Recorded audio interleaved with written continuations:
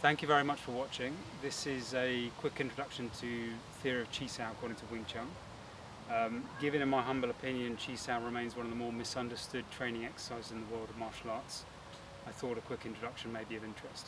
So what is Chi-sao? Chi-sao is a reflex training exercise intended to cultivate the ability to protect the vital points, so the head, the throat, the solar plexus and groin, whilst giving way to your opponent's force and simultaneously counter-attacking them at their own vital points. One might say it's the original Chinese art of learning to flow like water. So firstly, it's principally a training exercise. It's not fighting, at least in the initial stages, and it's to develop the reflexes such that once contact is made with your opponent, you're able to give way to their force and respond according to the impulses they give you, assuming they've been able to deal with your initial counter-attack. So what do I mean by that?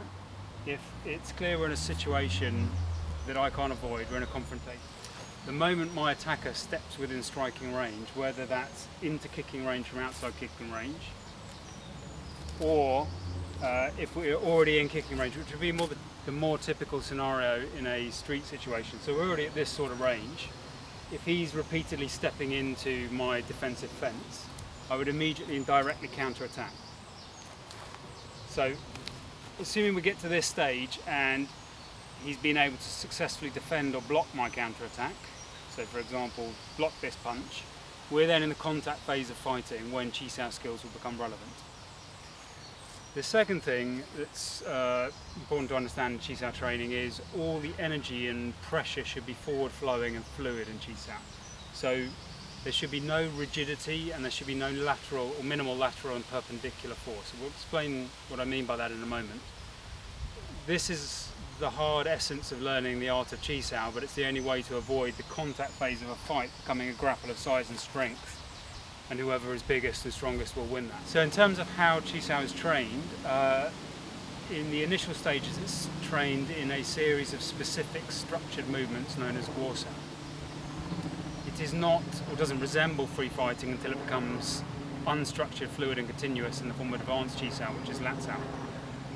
Guo-sao itself is a series of very specific structured movements where you're training in a stepwise fashion with a partner, action and reaction, to develop the reflexes to those movements, which we'll demonstrate in a second.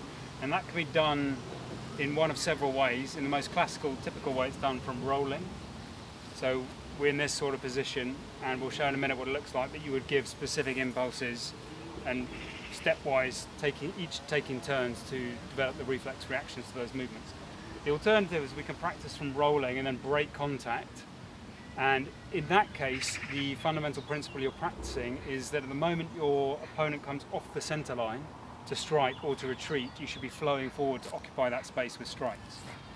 The alternative is to rolling or rolling with breaks, is we can actually practice from broken contact, and in this case we'll demonstrate how that looks, but you're training specific reactions to impulses that you might get from the point at which contact is initially made. So what we'll demonstrate first is some guo-sao from rolling.